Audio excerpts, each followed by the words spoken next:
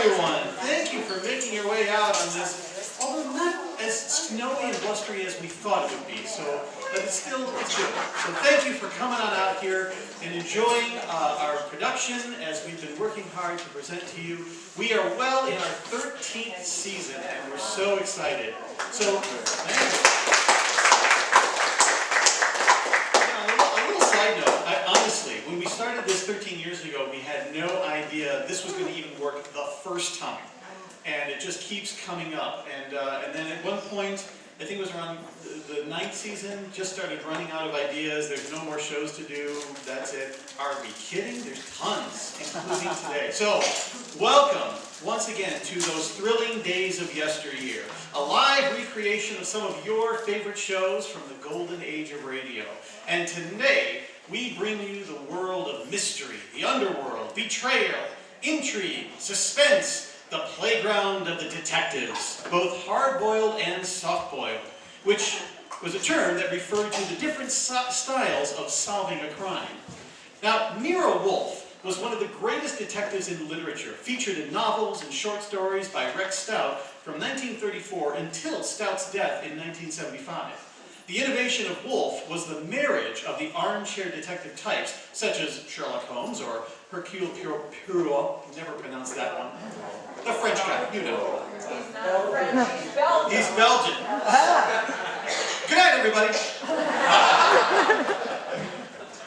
The Belgian detective, Hercule Poirot, the Belgian, with hard-boiled detectives like Sam Spade and Philip Marlowe. Now, Stout's fantasy ideal movie pairing was with Charles Laughton playing Wolfe and Humphrey Bogart as Archie. Wolfe was considered to be refined, literate, and brilliant. Pat Novak was not. Created by Jack Webb and Richard Breen, Pat Novak for Hire was about this guy. He was never really officially identified as a detective, who solves crimes on the San Francisco waterfront with bulldog determination, 2 beefy fists, and a bad attitude. With its overripe similes, Novak was definitely a two-fisted He-Man comedy. It was intentionally overblown and ridiculous. Camp, 15 years before the Batman show aired on television. So, we will do these 2 shows for you now, as they aired, way back in the Golden Age, complete with music, sound effects, gunshots, and even a horse or 2. Now, while you're listening, you might imagine that you are sitting in the studio audience, anxiously awaiting for your favorite performers to do your thing, or to do their thing. Or you might just want to imagine that you're sitting in the old living room, in front of the Philco radio, anxiously awaiting for your favorite show to begin. So join us now as we take you back to those thrilling days of yesteryear.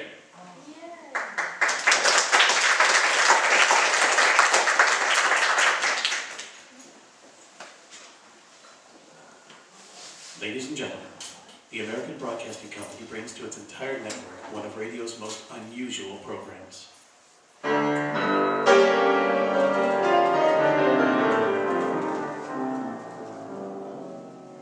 Pat Novak for Hire.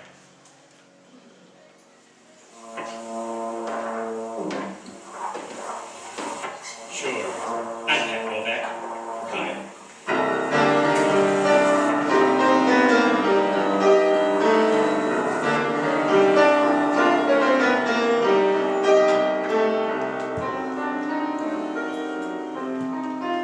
That's what the sign out in front of my office says. Pat Novak for Hire. You gotta put it in block letters because down on the waterfront in San Francisco, there's a price tag on everything. You gotta do that or marry a rich widow. I don't like to work that hard, so I rent boats. I do anything else that's cash and carry. Oh, it's alright if you don't mind trouble, because that's one thing that you can't duck. It's like trying to dance in a minuet and skis. And the best trouble always looks good from the outside. We're all smiles and feel like a kid opening a hand grenade under the Christmas tree. I found that out Tuesday night. It was around 7 o'clock. I was getting ready to close the office when this little guy showed up. He was about the size of a golf bag with arms. And if he had a cigar box, he could see over a pool table. He walked up to the desk and started talking in a voice that made you think he was trying to put Lily Pons out of work. Hello! You know that? You're doing all right so far. What's on your mind? Well, I'm Jackie Gregg. You heard of me, huh? You're the shy type, I know. I'm Jackie Gregg the jockey. You heard of me, huh? All right, now I heard of you. Put the show on the road. I'm looking for a horse. You want to find me a horse? Yeah, breed him in the back room. What color do you want? You're so tough. I gotta take that from you. Calm down before you wind up in a boys' choir. If you got anything to sell, put it on the line or beat it. I'm riding a horse tomorrow called Fleet Lady. She's disappeared. She's not here. Well, I'm supposed to ride her in the 6th race with her tomorrow in the Bonanza Handicap, and she's gone. All right, she's gone. Maybe your horse likes to go out at night. I haven't seen her. Get to the point. Well, I'll give you $200 to find that horse. Somebody took her in a van. I trailed him here to the waterfront. But you lost him up at the ferry building. That's right. Something's funny's going on. My mount disappeared, and you gotta find her. This is a big waterfront, and where's my $200? Yeah, I'll get that all right. Down by Pier 19, the van turned in. You think you can find Fleet Lady? I know. Who owns her? Woman named Sybil Thornton. She's mixed up, I think. Yeah, why steal your own horse? I don't know. Run a ringer, maybe. That's a tough trick. This woman's got some good ones. You want the $200? Yeah, how are the odds? What's the difference? You're gonna open a book? You better take the $200 now. Yeah, the dough will keep. You sound frightened, Junior. And you sound nosy. Here's the $200. I want you to find the horse. You let me know at the Kingston Hotel, huh? Sure. If you don't find anything around the waterfront, maybe you better try the track. Ask around there. Yeah, by the way, how do you fit in? How come you got $200 interest in that horse? Maybe I love horses. What do you care if maybe I love horses? I don't. A guy like you has got to love something.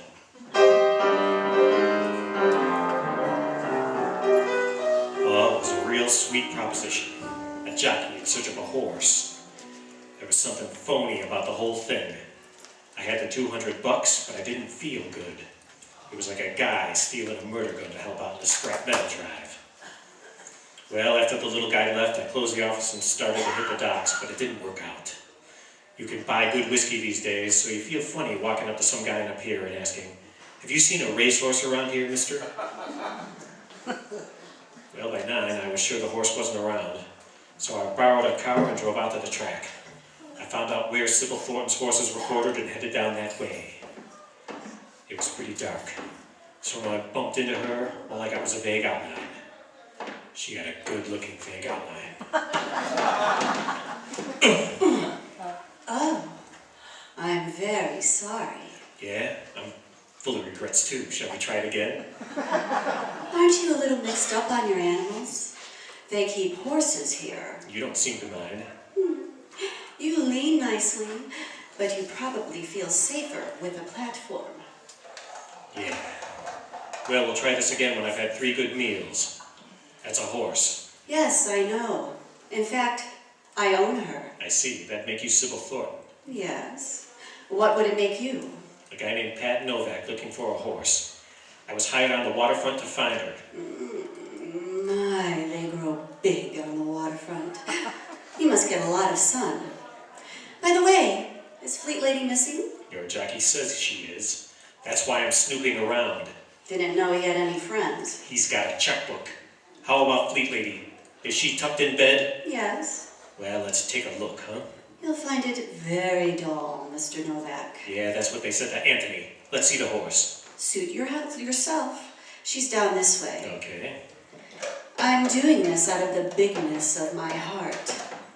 I think you're wasting my generosity, Mr. Novak. Don't use it all this trip. It's from the stable. Come on. Down here. Fleet Lady stall. Here, there's a flashlight on the wall. All right. Oh, poor thing. Do horses die broke too? Who is it? Fleet Lady? Yes. Are you satisfied? No. I'm gonna ring up headquarters. You crazy? Then I'm gonna call Jackie Gregg and tell him his hunch paid off. I wouldn't do that, Mr. Novak. Stop kidding me, sweetheart. She didn't get killed in a fight with another horse. Greg figured somebody was tilting the machine. That's why Fleet Lady's dead. That's why I'm gonna call headquarters. Suit yourself. But remember what happened to Fleet Lady. You getting tough, Angel? No. You just wouldn't look good with the saddle, Mr. Novak.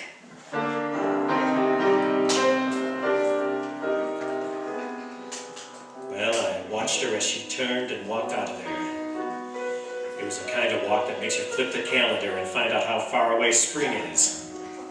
I looked around a while, but it didn't do any good.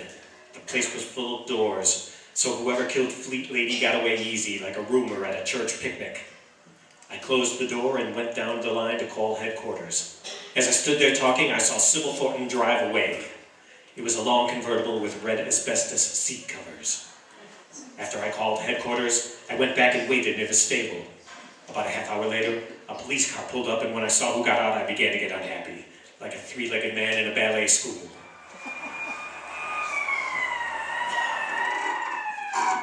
It was Hellman from Homicide, and he had his squad with him.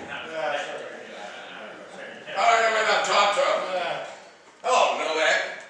Where's your trainer? Your boys get paid to laugh at you, I don't. Yeah, where's the horse? What are you doing on the case? I came for the ride. You mind, Novak? Nah, I just wondered if they wised up downtown. Huh? Because you could find a dead horse, Hellman. If they staked it out in the middle of Market Street, you'd find it before long. I'll try this time. Where is it? Stall 18 over there. Yeah. Keep an eye on it, boys. I'll be back in a minute. In here, Novak? Yeah, the one with the teeth like yours. You better shut up, Novak. Don't get jumpy. You haven't seen the horse. Just shut up, huh? Yeah, it wasn't going to be much of a conversation anyway. What color horse was that, Novak? What do you mean? Take a look at it. Yeah, I did. I just took a look. It's a smart horse, Novak. What? That's right. That dead horse in there is wearing a double-breasted suit. Well,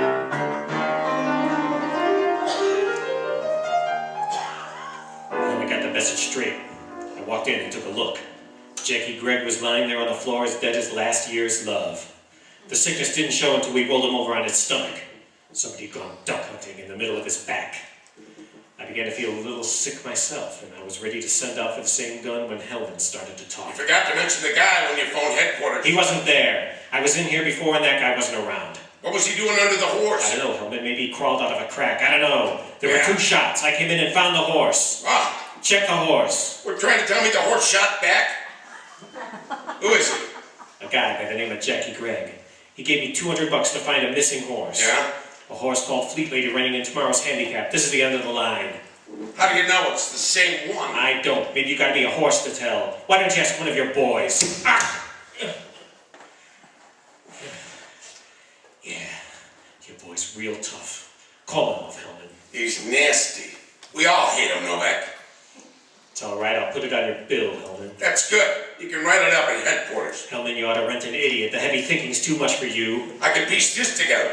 We come out here and find a dead man with you kicking up dust 40 feet away. Look, Hillman, I didn't kill the guy and call up headquarters. I know they're bad in homicide, but I'm not that big-hearted. We got a spare hook for you, Novak. That's where you stay until somebody gets you off. Well, you can start out with Sybil Thornton. Another horse? She's the speed for it. Look her up. She owns Fleet Lady, and she was dancing around here in the dark, playing easy to get. I'll look her up. You better leave the boys behind. After all, she's only a woman. When you see her, ask her about that van down in the waterfront. And what she was doing before I made that phone call. I'll tag all the bases, don't worry, Junior. And if things fit together, you'll both be in the jug. I'll see you later. I got work to do. Yeah, it's getting late. You better put the boys back in the cage.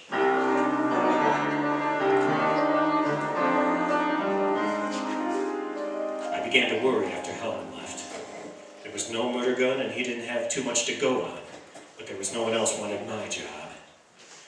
I knew the girl was going to have an alibi, and I was the last guy Jackie Gregg had seen. I had about as much chance as a fat girl at Princeton prom. Hellman didn't like me, and he was a smart cop with a disposition like a ton of rhubarb. Well, I had to start right from scratch. I felt like Adam the first morning he woke up. So I looked up a guy named Jocko Madigan, an ex-doctor and a boozer who would give you a lift if you show him where the stirrups are. He's a good guy, but he thinks all food makes a gurgle. I hit all the bars and finally found him at Maggie Nielsen's apartment. She's a good-looking voice that lives up on the hill, and Jocko was working his way into her liquor supply. Hello, Patsy! You're just in time for me to join me for my first drink of the evening. Or one of the first, at least. Yeah, I see. Maggie's not here, but I found her whiskey. It was in plain sight, locked in the closet under some newspapers. All right, Jocko. When are you going to sober up? Oh, I plan to do it briefly on April 1st, when the rest of the world plays the fool also. Look, I'm in trouble, Jocko. You gotta help me. Good! I've got a special bottle I use to forget your troubles. Now look, stop caressing that jug and listen to me. I'm in a jam. Patsy, there's nothing in nature so sad as a half-empty bottle. It's like a broken vow or an unfulfilled promise in the skies. A falling star, almost. All right, a Jackie. falling star, and you shrug it off, never realizing that a whole world has ended at that moment. Yeah. 100 million dreams, maybe, and you watch it fall and make an asinine wish. That's all the good it does is start to fall. Gives some kid a chance to wish for a bicycle. You all finished now, Jocko? Yes. What kind of trouble? Anything I could aggravate? I mixed up out at the track. A guy by the name of Jackie Gregg is dead, and I don't look good. Nothing? Yeah. The guy's a jockey, and he hired me to find a horse named Fleet Lady. Did you? The horse and the jockey ran a dead heat. But there's something funny about the whole deal. Did you talk to the jockey? No, not enough. Oh, Patsy, you've got to break yourself of the habit of waiting until people are dead before you think of a question. Jocko, I want you to hit all the horse rooms. Find out what you can about the 6th race tomorrow. It's the Bonanza Handicap. Now hurry, will you? Well, if it's the 6th race, why can't we wait a while? Start now. Get everything you can and call me. I'll leave a message at your place. Where are you going? I don't know, maybe you have to see the girl. Oh, Patsy, you're going to be waving at the hangman's wife when they spring the trap door. I gotta see her. She owns Fleet Lady. Well, why don't I see her? She's got a stake somewhere. I've got a lot of questions. What could you do up there? Ah, yes. If it weren't an academic question, I'd argue the point. It looked like a bum deal right from the start. Patsy, you have the instinct for recognizing trouble, but not the intelligence to duck it. Save your breath, will you? You're like a man walking under a scaffold on a building. You realize it may crash down and kill you, but instead of hugging the building where you can't get hurt, like every other dope, you scurry for the edge of the sidewalk where you're bound to get hit if it falls. Jocko, will you get to those horse parlors? I need facts, not fables. Now give me a hand. All right. Give my love to Fleet Lady. Her name's Sybil Thornton. I'll bet I'm not far wrong. Good night, lover. After I left Jocko, I went to the Chronicle morgue and looked up the NBC program director, Paul Stengel. We pulled up the clips on Sybil Thornton. They were nice and fat because she'd been to Reno 4 times and hadn't broke training for years. She'd been traded around more than a Red Sox pitcher. The clipping said she was 32. Well, there were a lot of pictures, and from her eyes, you got the idea she was around 35. But there were arguments the other way, too. Well, there weren't any stories on her for the last few months. Just a few items from the columns. And they all said the same thing. She was hitting the night spots with a gambler named Rudy Hauser. There are pictures of him, too. He would have looked good in a cave with heavy curtains. I asked Paul. He said Hauser had a gambling place out on Geary. So I took a cab out there. For $10, the guy at the door said Sybil Thornton had left the place an hour ago. That made me feel good. When Hauser opened the door to his office, I lost the glow. Yeah? What do you want? I got a problem. You got the wrong door. You can't get any tougher, so I'm coming in. Suit yourself. I never throw anybody out until I'm sure they've lost all their money. What's on your mind? A horse named Fleet Lady. She disappeared at 7 o'clock tonight. Oh, you look under the rug. I'll try the cabinet. She got back just in time to greet somebody's gunsel. If I say no, will you go out and lose your money like a good boy? Fleet Lady was owned by a gal named Sybil Thornton. The columns say you're number 5 on her list. Oh, they never lie. The whiskey's too good. Also, a little bird says she was in your office an hour ago. That's right.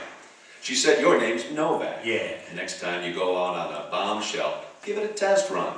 With Fleet Lady dead, your money's gonna look real good in the 6th tomorrow. What makes you think the gal would throw a race? For the same reason she goes out with you. Huh? When a gal takes a great dame like you out in public, it generally means the guy's a few bucks ahead of her. You want to fight the team now, Novak? You just remember, sometimes you can't be right, and a gentleman, too. Yeah, I hope you feel the same when they pick you up for the Jackie Gregg's murder. Huh? Yeah, you do a real nice double take, mister. The jockey checked out with the horse. I didn't know that, Novak. Yeah, with no brains, you built this gambling club. I didn't know he was dead. If I told you that, Novak, I'd have meant it. He was all right for a little punk. Sorry he's dead. So's he. I'll see you later, Hauser. I gotta nose around and find out where you were tonight. Yeah? You seem all right, Novak, so I'll tell you. If you got any dough left when you leave my tables, bet it on a horse named Fleet Lady in the 6th race tomorrow. You always bet on a dead horse. You got the tip. Use it or bury it, but don't loan it out.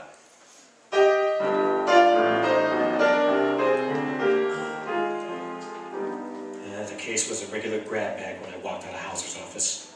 I began to tick off the things that didn't add up. First on the list was that van down on the waterfront. If it was Fleet Lady, who got shot in the stable? If it was the ringer, that meant Fleet Lady would run tomorrow. I couldn't figure out why Hauser was so sure she'd win. An idea kept racing around in the back of my mind like an ant in a cookie factory. Jackie Gregg lied about that van down on the waterfront, but why? Not to bail me out of the poorhouse with $200. Well, I got part of the answer when I stopped at a pay telephone and called Hellman. Yeah? Hellman talking. This is Novak. I got some news. You have to put it on the back page. What do you got? Your friend Jackie Gregg had some love lot. Oh, maybe there's a chance for you, Hellman. Who's the girl, Sybil Thornton? Yeah, we found her picture in his wallet. The gooey kind. I'll bet you stole it for long train rides. What time you die? The right fit for you between 9 and 10 o'clock. 2 shots from a .32 caliber pistol. How about the horse? 45 caliber. 2 people. Let's get involved. Maybe, maybe not. You got 2 hands, Novak. Look up a guy named Rudy Hauser. He's got a joint out on Geary Street. I got enough friends. You look him up. I did. He's still talking about Fleet Lady in tomorrow's race. All right, maybe sentimental. Look, Novak, I'll pick out my own work. I don't need free help from you. Jackie Gregg paid $200 and look what he got. Suit yourself, but Rudy Hauser and that gal are close friends. Yeah? Like two-part harmony in a telephone booth.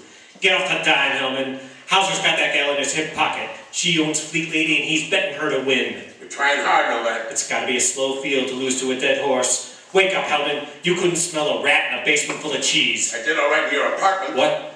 That .32 caliber pistol, we found it in your place. See you later.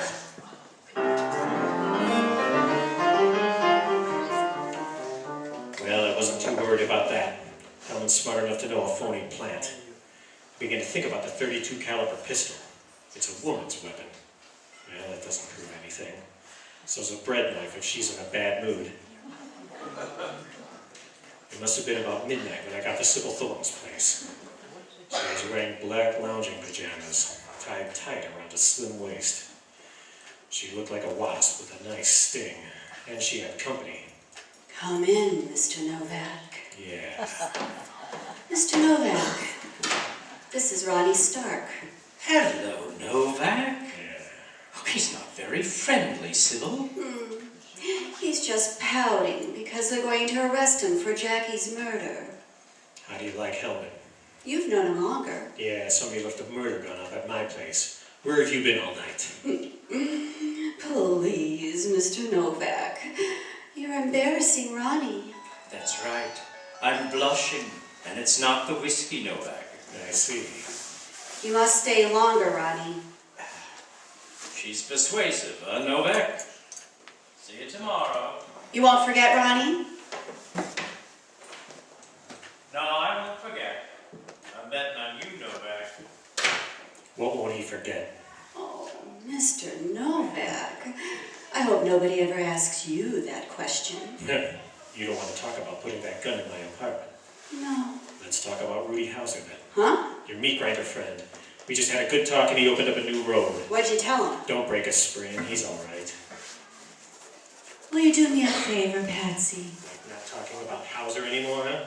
That's right. It won't do you any good, Patsy. And it'll do me a lot of good. How's he gonna know which horse got killed? I'll bet you lied to him, Angel. It's my apple cart, Patsy. Leave it alone. Sure. But play your hand right, baby, because I'm gonna watch your cards. And if you got one that says Jackie Gregg, I'm gonna call you the hard way. Patsy, you nice beast. I really think you would. Yeah. Sit down. Okay. A drink? No, Do you good? not right now. Well, you've read the book. Just a couple of chapters. I bet they're all the right ones. You better watch out, baby. I might be a long shot. What do you care? As long as I bet. I don't. That's good. I didn't think you'd mind. Aren't you beginning to crowd the beachhead? Don't be a sissy, Patsy. You can't live forever. All right, Angel. It's time to wire the folks. Mr. Novak, just wait until you know me better.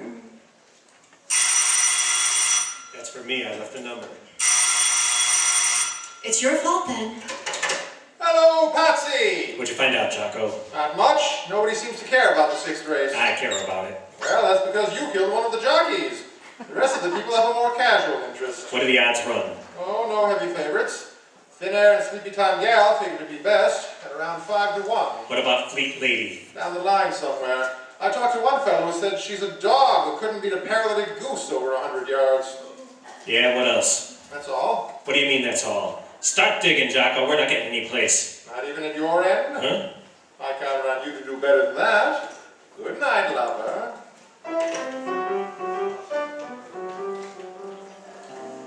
On the way home, I bought the morning papers. There was no story on Jackie Gregg, no details, and most of the story was a statement by Hellman on Hellman. There was no mention of Fleet Lady, and at 1 o'clock in the morning, there was nothing I could do but roll into bed. I woke up about 9 and called Jocko. It was like sending a message out to the Farallones by Indian runner. He just muttered and said he'd meet me out at the track. Well, I had to have some more dope, so I called Ira Snow. He calls the races and bets on them. The way he does it, the horse is a real beast of burden. He was playing Elf when I got him on the phone. Yeah, Ira, this is Novak. What do you know about the Bonanza handicap? it's a horse race. Yeah, you're funny. What about the field? Are the horses any good? For hamburgers, maybe. Nothing else. How about Fleet Lady? Eastern tread. Nobody knows. Would she be worth a heavy plunge? If you want to be a mark. What's this all about? Ira, I'm in trouble. How about a fix? Could they run a ringer in on Fleet Lady? It's been done before, but it ain't easy. That's what I figured. How's Rudy Hauser on horses? He ain't. He got burned a long time ago. He never bets. Well, I think you're wrong. Look, Novak, I know every guy in town that got the itch. Rudy Hauser? Nah. You know a guy named Ronnie Stark? Sure, he runs a book. Why? Nothing. May see you at the track. I'm gonna make a bet. Yeah, I'll tell the horses.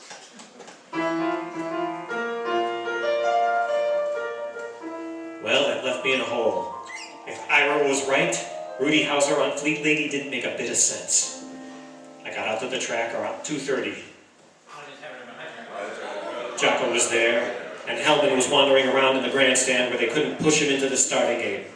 Sybil Thornton waved from a box as I walked by to get a better shot at the starting line for the 6th. They were almost at the post when Jocko came back from the betting window. Well, Patsy, I bet $2 on a horse called Scotch Victory. It seemed like a good omen. Yeah. I saw your friend Rudy Hauser at the window. Huh? He was pouring money down on the favorites to win. Well, that's why the odds are going down on Thin Air and Sleepy Time Gal. Look at that board, will you? Yes, Fleet Lady is going all the way up to 12 to 1. Yeah, from 8 to 1. All the way up. Maybe the word got around she's dead. Yeah, that's the funny part. She's down there, see? Number 3 on the rail. Yeah. And not a peep out of anybody.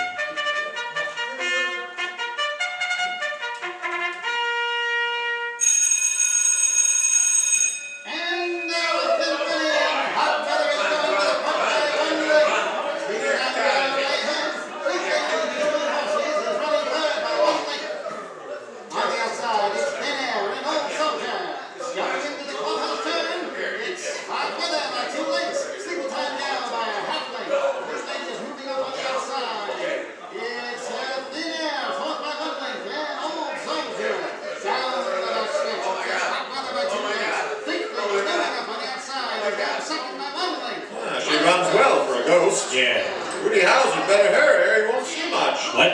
He better hurry. He left the track 10 minutes ago. Huh? Are you Yes. sure, Jocko? Yes, I heard him tell someone he had to make a phone call just before the betting closed. Well, Jocko, you're a sweetheart. Well, I like to think it's my spark. Come on, let's get to that stable. But the race isn't over. It was over 5 minutes ago. Well, how about my $2? Come on, will you? There's only one person who won't try to fix a horse race. That's a horse.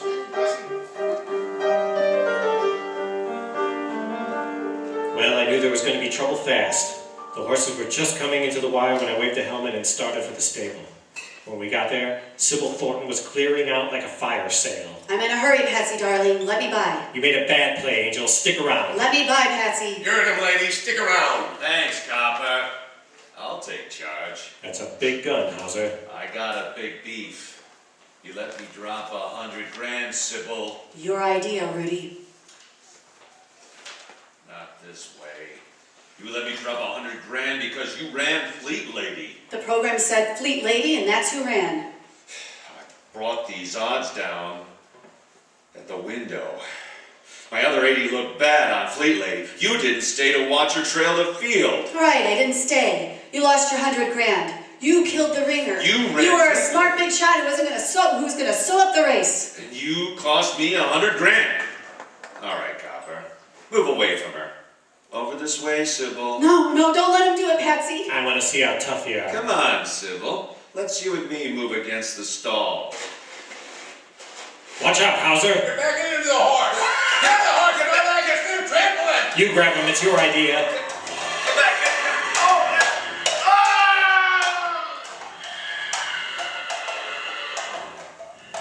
He dead? Yeah. He should have learned the first time. You can't beat the horses. That's a bum joke, Novak. Yeah, I guess it is. Now that we're all here, who do we book for Jackie Gregg's murder? I'll answer that, friend. Who's this guy? That's one you missed, Helmet Hellstark. Hi, Novak. Well, what are you waiting for, Sybil? Tell the man you killed Jackie Gregg. Had enough trouble today, Ronnie. You got more coming. Well, you figured it out yet, Novak? Hauser dumped his 80 grand on you. That's right. That's a lot of spending money. Wait a minute, Ronnie. I don't like this. You'll get your half, baby. I'm gonna write out an IOU. When they book you for murder and the vote's in, you can't use it. You wouldn't do a thing like that, Ronnie. Dead girl can't spend 40 grand. She killed her guy, Copper, and tried to palm it off on Novak. I was there, so I'll testify. Ronnie, you no good guy. Don't be silly. I love justice. Now book her for murder, Copper. I want to tear up that IOU.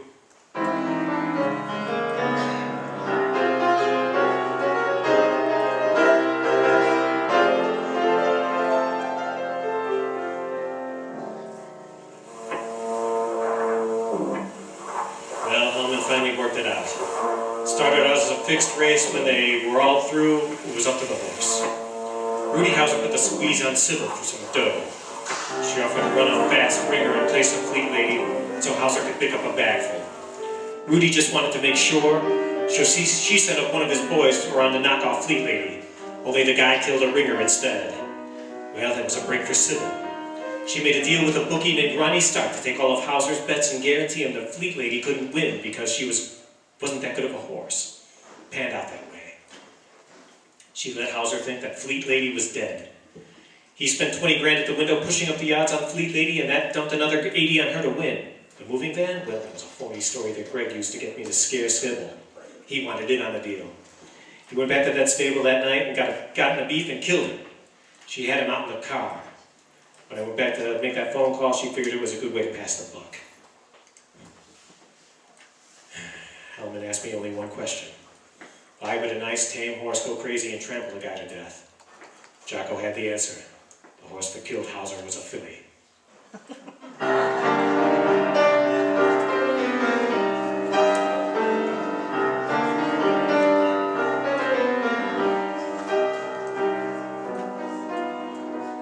The American Broadcasting Company has just brought you the fourth of a new series, Pat Novak for Hire, starring Jack Webb. Pat Novak is produced and directed by William P. Russo and written by Dick Green. Jocko Madigan is played by Tudor Owen. Inspector Hellman is played by Raymond Burr. Music was composed and conducted by Basil Adlam. In our cast were Virginia Gregg, Toll Avery, Stacey Harris, Hugh Thomas, and Carlisle Bibbers. This program is being released to our servicemen and women overseas throughout the worldwide facilities of the Armed Forces Radio Network. Be with us again next week when over most of these same ABC stations will bring you Pat Novak for Hire. This program came to you from Hollywood.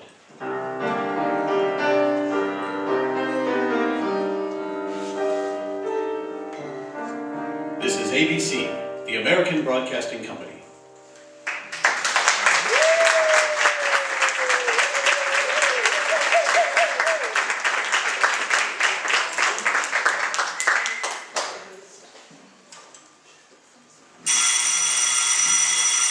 Ladies and gentlemen, the ringing of that phone bell means mystery, adventure. Nero Wolfe's office. Archie Goodwin speaking. Mr. Wolfe? Yeah, he's right here. Who's this? Archie, hang up. Don't ask questions. You have a what? Archie, it's past your bedtime. Well, I'm afraid, Mr. Wolfe, it's past his bedtime. Your bedtime. It's a client, boss. That's what I was afraid of. Phooey. Hello? Hello? Well, why do you look so bewildered? He's coming right over. He says he's got a date with murder.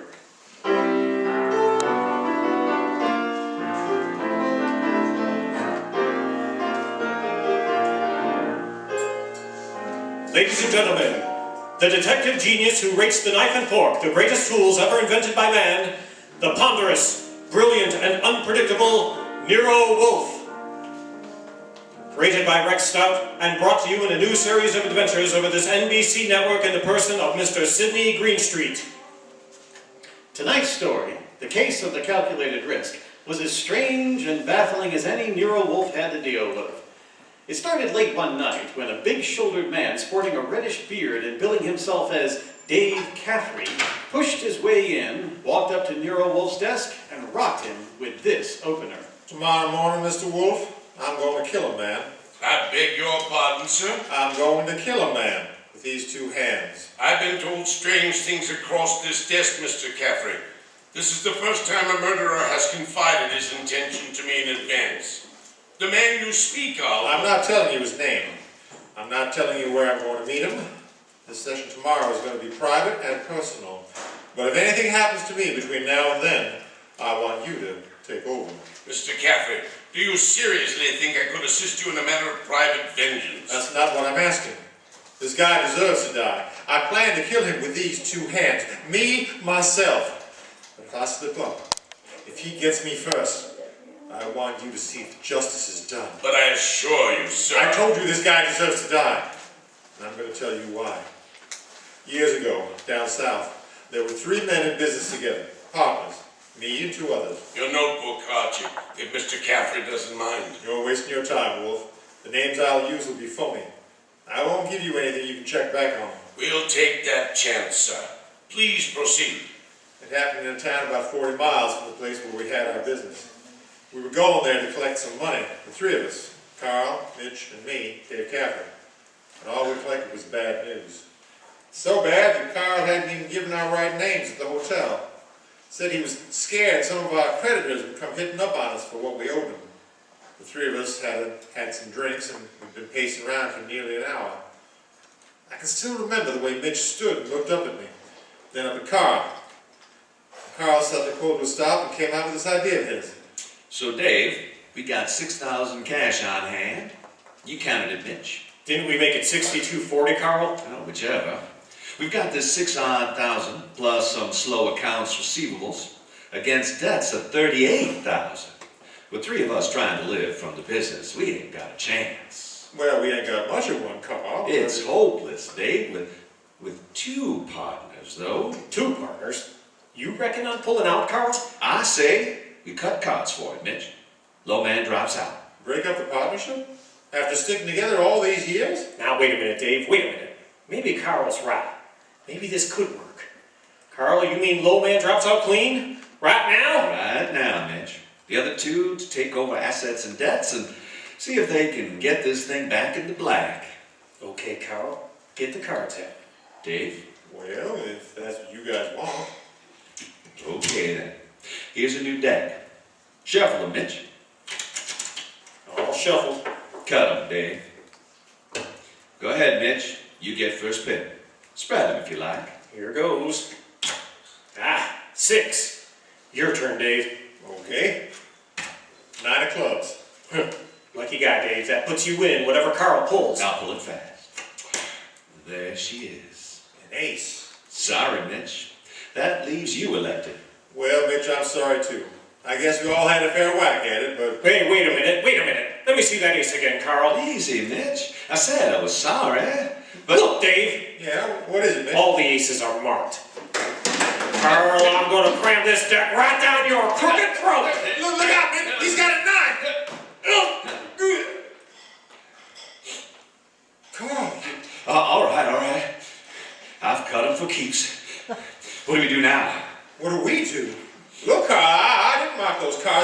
killed Mitch, and was more. Shut up, Dave. We're both in a knot now. Come on, let's get out of here.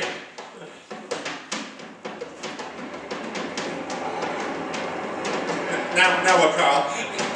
Look, Dave, this is where we split up. Two men together, easy to trace. You head one way, I'll go the other. But to do it, I got no money. Here, I'll split up the 6,000. This is your half. Here, stick the envelope in your pocket. Now grab that print. That's it. I'll catch the next one going the other way. Now get going, Dave.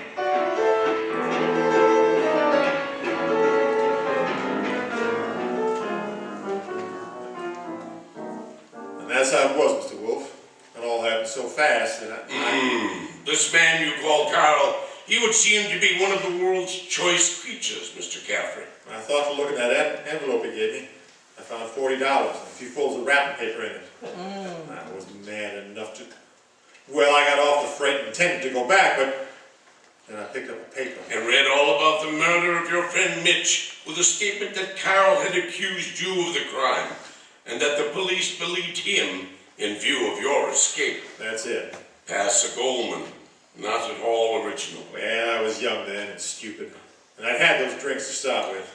And you spent the intervening years hunting down the man Carl, am I correct? Yeah, I tracked the country from east to west, from north to south, tracked him for years searching for him. And yesterday, I located him. He's a big wheel these days up on that 37th floor of his. But tomorrow... Yes, Mr. Caffrey, the 37th floor of... Never mind what building. Now, Caffrey... Now, wait a minute, Caffrey. If you expect Mr. Wolfe to help you... I don't want him to help me. I'll help myself. But if I slip up, I know Wolfe's reputation well enough to know that he'll never rest until this rotten, chiseling murderer is sitting in the chair. That's why I've come here. Just to provide a backstop in case my dear friend of long ago manages to get the best of me. How will we know? You see this envelope? Read what it says. Nero Wolfe, 601 West 35th Street, New York. Delivered to him in case of my death. That's right. And this envelope is $500. Nearly all I've got in the world. Along with it, the full details on that night. Real names, dates, the proof you'll need in case I don't finish it up. Go on. Tonight, Mr. Wolfe, I'm going to give this envelope to the manager of the hotel where I'm staying. I'm calling on, well, Carl, tomorrow at noon, right after his secretary goes to lunch. If I'm not back in my hotel by 1 o'clock tomorrow afternoon, the hotel manager will deliver this envelope to you. Is that clear? Perfectly. But you don't think I'm going to allow you to go through this wild plan, do you? You can't stop me. And don't have Goodwin follow me. I'd lose him in 2 lots. Good night. Shall I try to tail him, Mr. Wolfe? It's no use, Archie. Get Inspector Kramer on the phone at once. I want the police to help us head off this murder.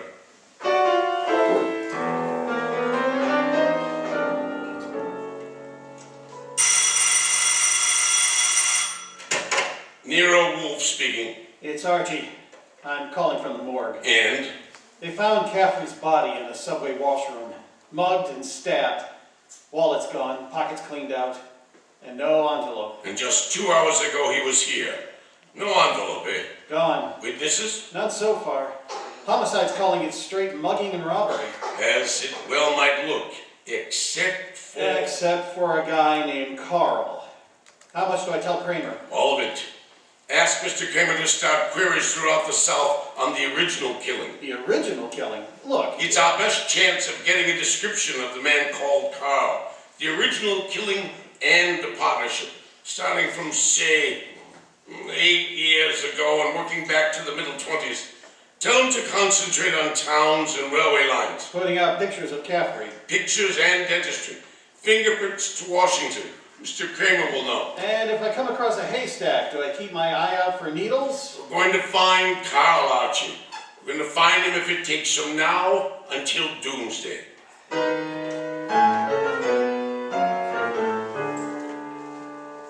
Mr. Wolfe, let's face it. We're licked. Licked, Archie. 3 days now. We found Caffrey's hotel here in New York. No traceable phone calls. Not a witness has turned up on that subway washroom party. And Kramer says he's getting nowhere with all those answers from the Southland. The original story is bound to come slowly, Archie. We're asking a check on the unsolved killings of a dozen states over a 20-year period. And what now? You start trudging, Archie. Trudging? Through office buildings, through 37 floors of many office buildings.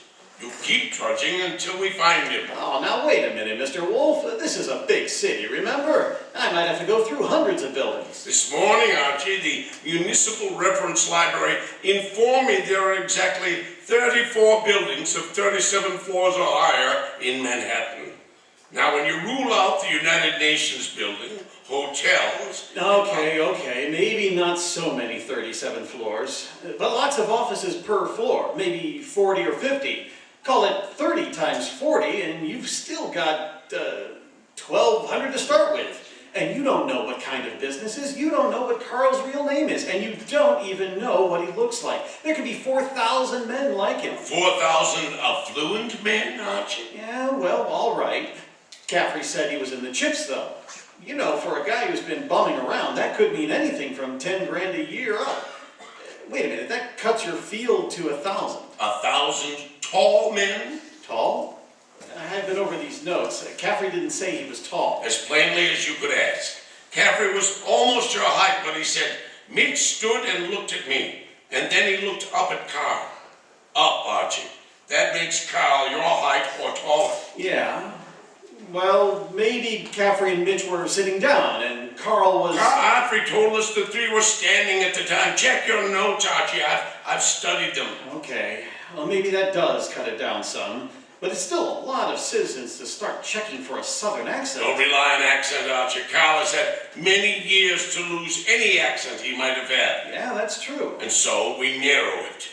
A man almost surely tall. A man not using the name he was born with. A man with an unexplained gap in his past. Well, I ought to be able to reach right out and tap him. You go skeptical again, Archie. Well, it's still a pretty big haystack. Well, let's see if we can trim it some more. On these building lists I've been going over, I ruled out for now the members requiring lengthy formal training. Medical men, lawyers, scientists of most kind. Yeah, that's chopping it down, I'll admit that. I'll have further eliminations as we get into it. And I'm putting Saul Pinzer on a second list this afternoon. Some of the credit references I'll handle by phone. So I start trudging, huh? You start trudging. And remember, Archie, since you'll probably be operating through secretaries, you're looking for a murderer named Carl, not for a new set of telephone numbers to brighten your winter.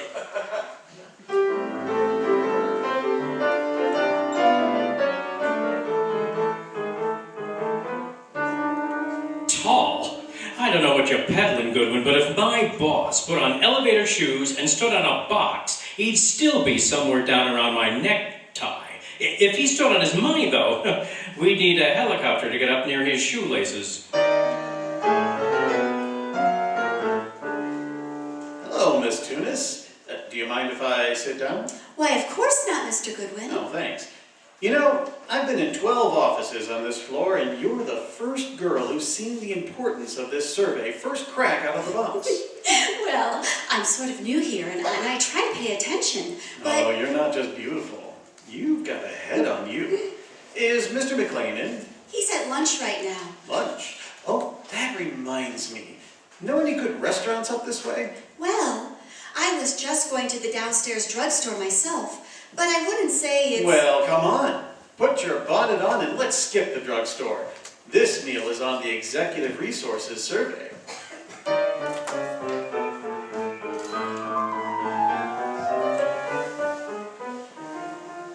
Here you are, Mr. Wolfe. The boil down. Tinsley, McLean, Fernandez, Tesreau, and Kaplan. All five of them tall, all five a little misty in the background. You and Saul have done well, Archie. Satisfactory. But I'm crossing off Fernandez and Kaplan. Why? The Credit Bureau report clears Fernandez, and Kaplan was on a special war job. The FBI x-rayed his record twice. Leaving J.P. Tinsley, Carson McLean, and Philip Tesreau, huh? I would like to see all three of them here, Archie. Get them here one way or another.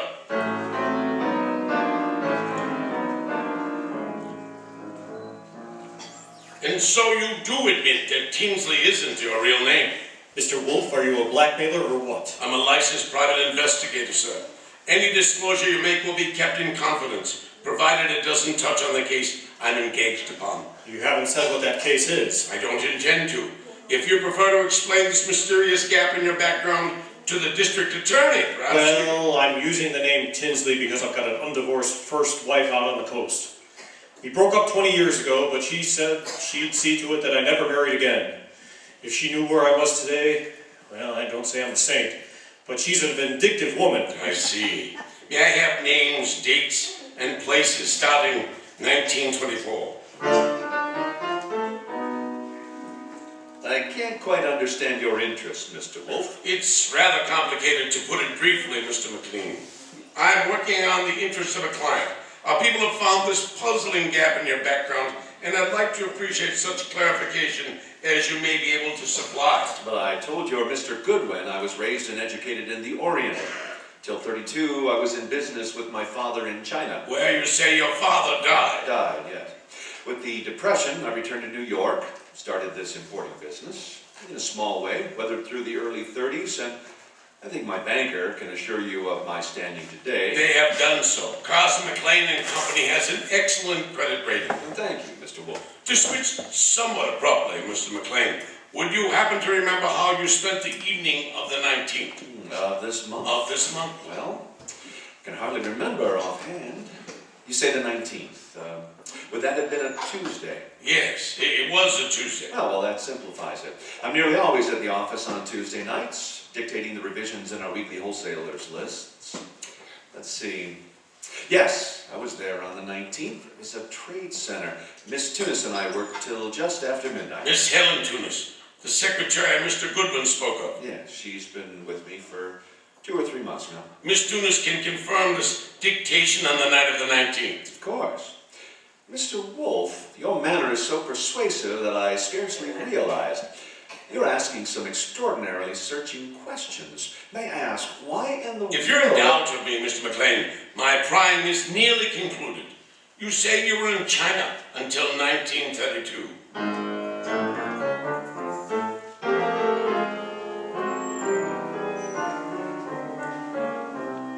Mr. Tesreau, I'll be brutally frank. We know that your name is not Tesreau, and we know you served a prison term from 1934 to 1938 for arson.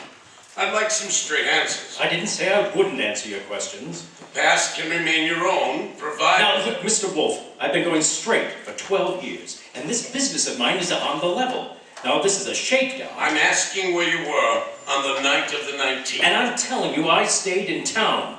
I ate alone. I went to a movie. I caught the 11:35 for Stanford, and that's all there is to it. You're denying you were ever in business in the South. I was born in the South, but I've been back there since I was a kid. What about the arson?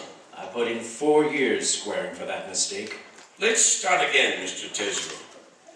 You say you were in Cincinnati in 1931.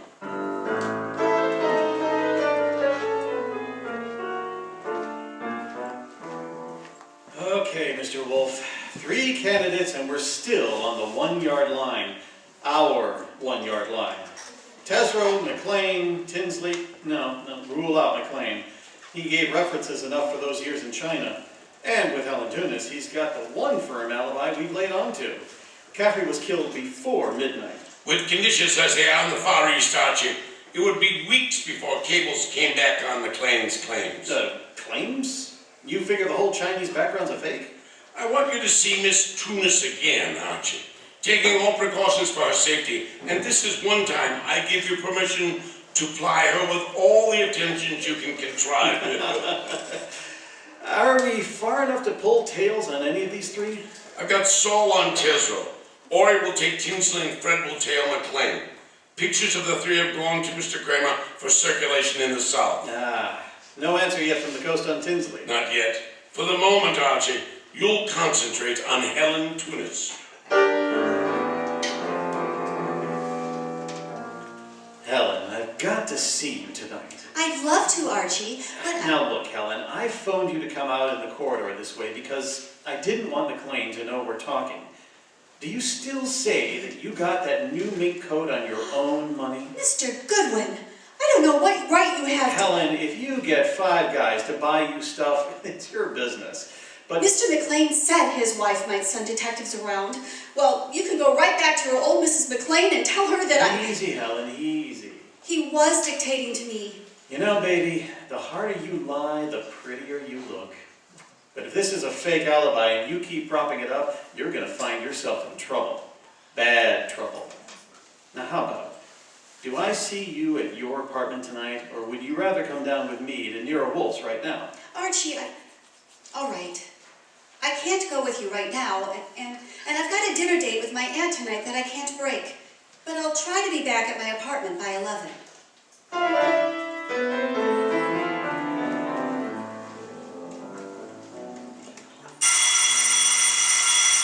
Archie! Nero Wolfe speaking. It's Archie, Mr. Wolfe. I'm at Helen Tunis's apartment. Well, I could cut my throat for not making her come with me this afternoon. trouble? Not for her anymore, poor kid. I got here 3 minutes ago and found her strangled. It happened not more than half an hour ago. McLean. Wasn't Fred tailing McLean? McLean lost him. I should have left you on McLean, Archie. Well, we're both wrong. What do you want me to do? Phone the police immediately. This is 32nd Street. I'm just 3 blocks in a jump from the office. Why don't I come back and call from there? Come back then. I'll phone Mr. Kramer myself.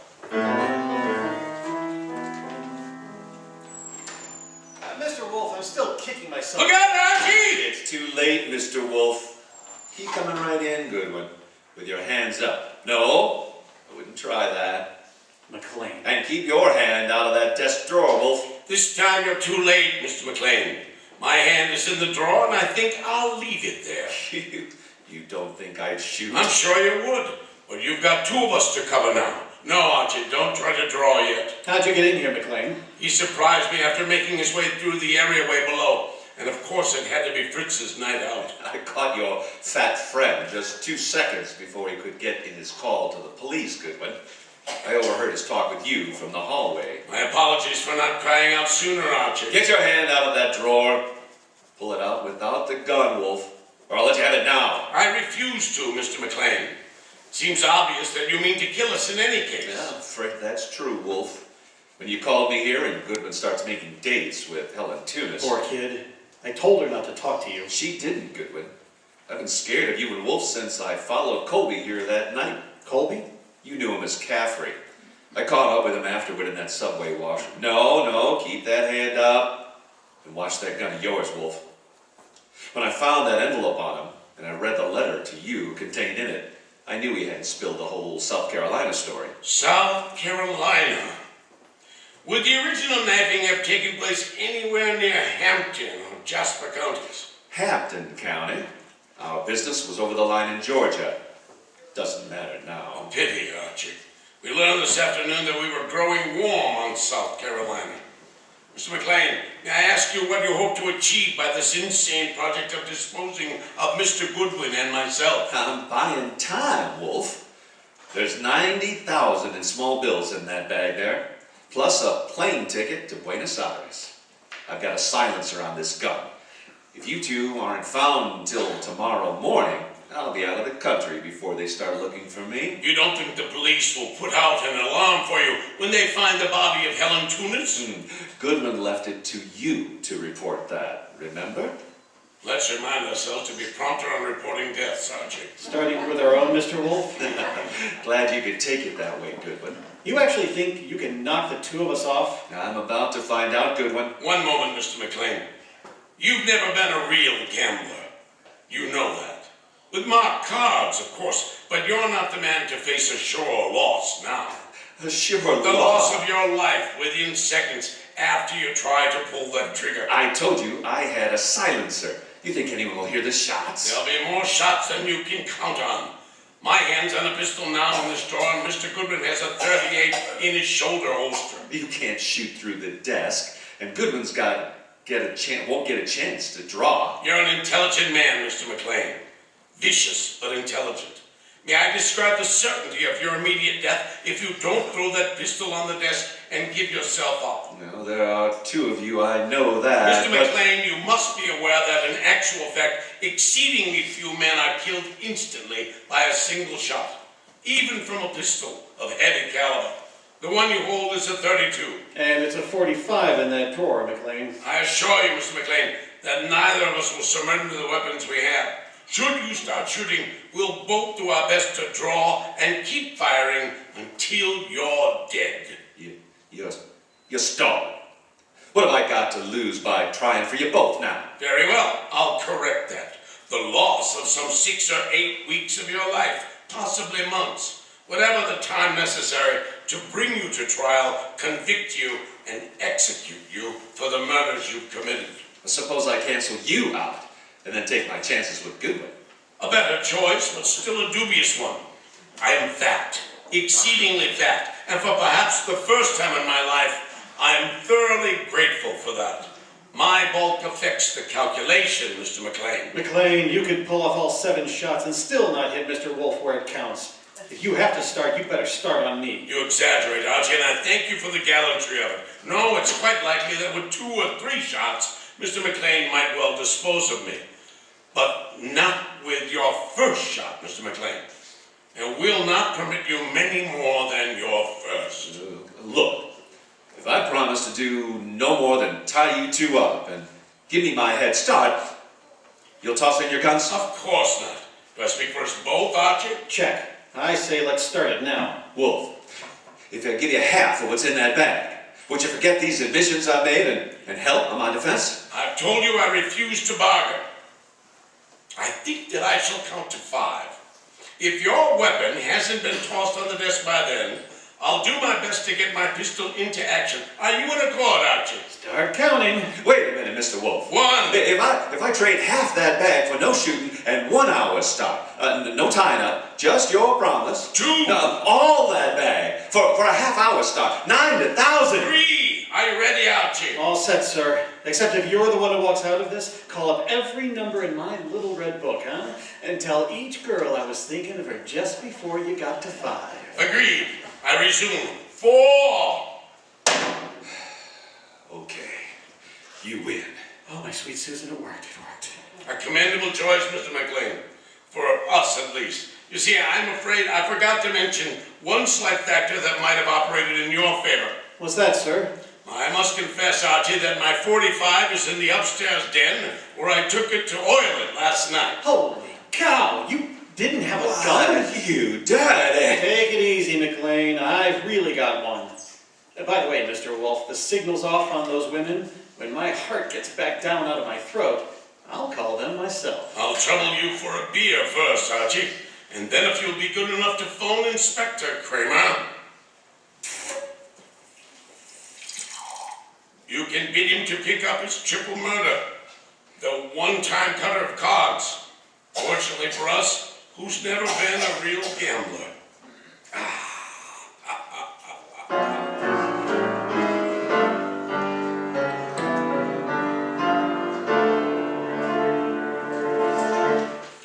You have been listening to The New Adventures of Nero Wolfe, starring Sidney Greenstreet. Tonight's transcribed story was based on the characters created by Rex Stout. This is an Edward Fadiman program, produced and directed by J. Donald Wilson. In the cast were Gerald Moore as Archie Goodwin and Lorraine Carter, Bill Johnstone, Howard McNear, Herb Butterfield, and Vic Rodman. Next week at the same time, Nero Wolfe and Archie will bring you The Case of the Phantom Finger. Don Stanley speaking. 3 chimes mean good times on NBC.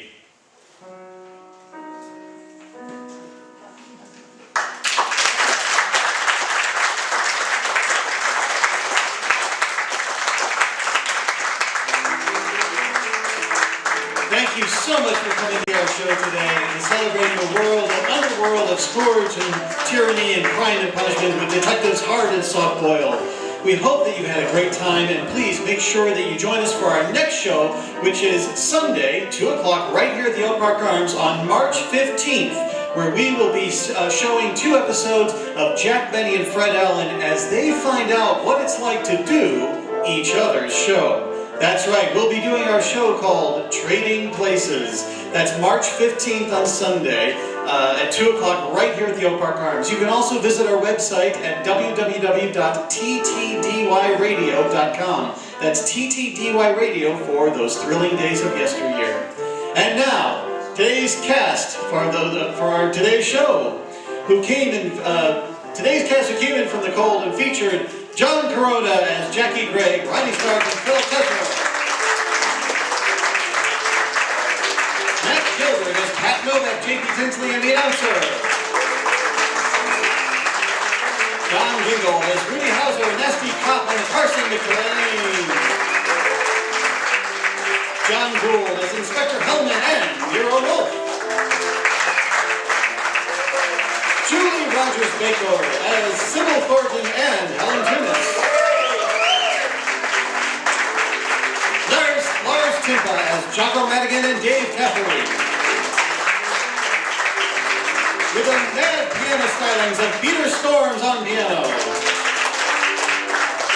And what radio show would be complete without the synchronous sound effects, music, and stylings of Pam Turlo, John Corona, and myself? And also, I am your producer. Today's show was directed by Craig Gustafson. And I'm your producer, Ben Dooley, who also played the announcer, and Archie Goodwin.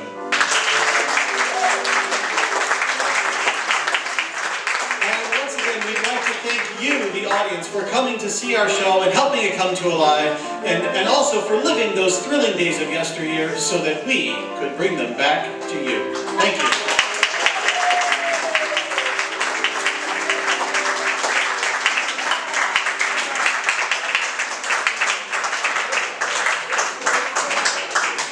Ladies and gentlemen, thank you for coming. We have coffee and juice and cookies out in the lobby, outdoors, and just turn to your right. Please enjoy, have a fun talking about old-time radio or whatever else seems to be the proper thing. We'll see you on March 15th.